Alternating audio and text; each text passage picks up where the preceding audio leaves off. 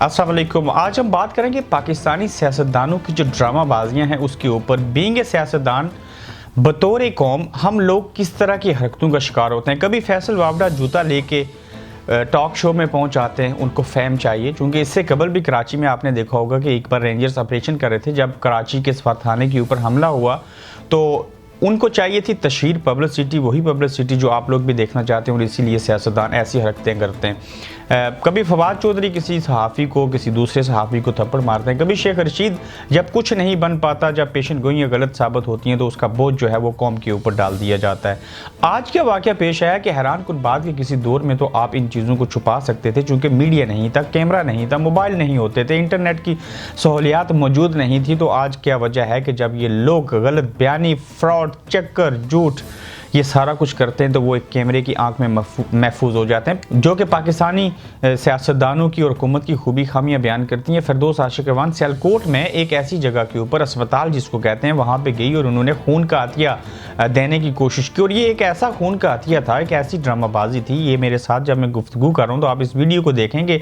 खून की बोतल जो है वो सील है और पहले से भरी हुई है, और उसके बावजूद उनकी बाएं जो बाजू है उसमें सिरिंज लगा के डॉक्टर खून का ले रहे हैं। और ये वीडियो बन रही है कि डॉक्टर फिरदौस आशिक अवान, जो कि बड़ी मोटी ताज़ी और बड़ी हैवी आवाज़ रखने वाली हैं, बुलंद किस्म की बोलती हैं, कई बार ऐसी बातें भी करती हैं जो कि जिनका कोई सर पाँव नहीं होता। ऐसे ही आज उन्होंने एक ऐसा ब्लंडर किया कि खून की भरी हुई बोतल में खून का अतिया दे रही हैं। ये एक ऐसा झूठ है जो कि कैमरे की आंख ने कैप्चर किया, और मैं इसके ऊपर बात करूं। और बात करने की वजह यही थी कि हमारे सियासतदान अपनी और दूसरों की आंखों में धूल झोंकने की कोशिश करते हैं और ये अवाम को बेवकूफ़ बनाते हैं। मेरे ख्याल से पाकिस्तान के अंदर इस वक्त जितने भी मिनिस्टर, चाहे हुकूमत में हैं, चाहे मशीर हैं, वज़ीर हैं, MNA हैं, MPs हैं, कोई एक भी ऐसा नहीं है जो हुकूमती ख़जाने से पैसे लेता हो और फिर उसको हलाल करके खाए। इन लोगों को ना तो अपना एहसास, ना कि दूसरों को एहसास है। ये कहना गलत होगा कि उनको अपना एहसास नहीं है, अपने लिए तो हर कुछ जी लेता है। और ये कौम के नुमाइंदे हैं, ये हुक्मरान हैं, लेकिन उसके बावजूद ये दूसरों को बेवकूफ़ बनाते हैं, अपने गुनाह दूसरों के सर के ऊपर डालने की कोशिश करते हैं। पाकिस्तान में आम आवाम जो है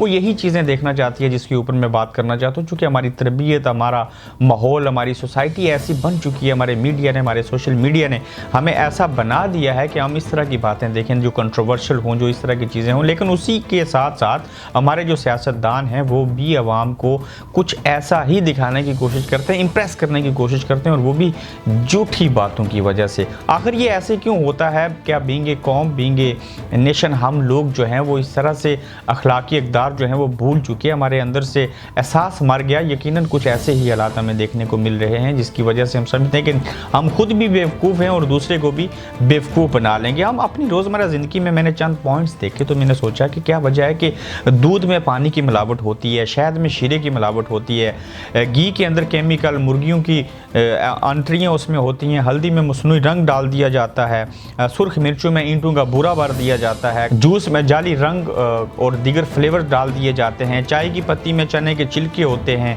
चने के आटे में लकड़ी का भूसा होता है, फलों में मीठे इंजेक्शन, सब्जियों में गहरे रंग भरे जाते हैं, बच्चों की चीज़ों में जहर हलूद हमें केमिकल देखने के मटेरियल मिलते हैं, बकरे के गोश्त को पानी के इंजेक्शन लगा के उसका वज़न ज़्यादा किया जाता है, भैंस का दूध बढ़ाने के लिए टीके लगाए जाते हैं, शादियों में मरी हुई मुर्गियों का गोश्त तक हम लोग खा गए, मोबाइल मार्केट में जाली और कापी फ़ोन 2 नंबर अद्वियात असली पैकिंग में हमको मिलते हैं, अस्पतालों में जाली डॉक्टर मिलते हैं, बाज़ारों में बदनगाही और झगड़े हमें देखने को मिलते हैं, इम्तहानात में हम नकल करते हैं, नाप तोल में कमी हम करते हैं, दोस्ती में खुदगर्जी हम रखते हैं, मोहब्बत में धोखे हम देते हैं, ईमान में मुनाफकत, नौकरी में नाजायज़ सिफारिश और रिश्वत, बिजली में हेर फेर।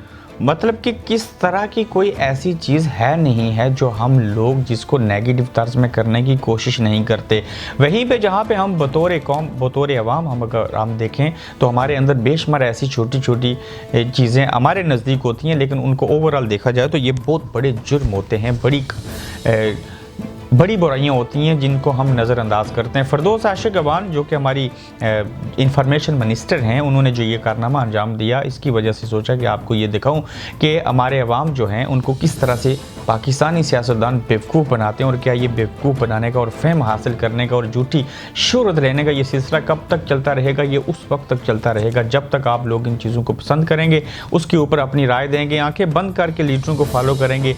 पॉलिटिकल सियासी जमातों की वजह से अब अपने तल्लुक को बिगाड़ेंगे, पॉलिटिक्स की वजह से दूसरों को बुला भला कहेंगे। मैं कोशिश करूंगा कि एक दिन एक और ऐसी वीडियो बनाई जाएगी जिसमें कम अज़ कम हमारा नौजवान जो है, जो सोशल मीडिया के ऊपर है या जहाँ भी जो चीज़ें देखता है, किसी को गाली ना दे, किसी को अगर कुछ बुरा कहना भी है, किसी के ऊपर तनकीद करनी भी है, तो वो एक दायरे में रह के वो चीज़ें करे। अल्लाह करे कि हमारे सियासतदान भी ठीक हो जाएं, हमारी सियासत भी ठीक हो जाए, हमारा मुल्क भी ठीक हो जाए, हमारे अवाम सबसे पहले ठीक हो जाएं, तो उसके बाद सारी चीज़ें ठीक हो जाएंगी। फिरदौस आशिक अवान कि ये जो बात आपने देखी, इसके ऊपर अपनी राय ज़रूर दीजिए। उम्मीद करता हूँ कि अगली वीडियो के साथ आपसे फिर मुलाकात होगी।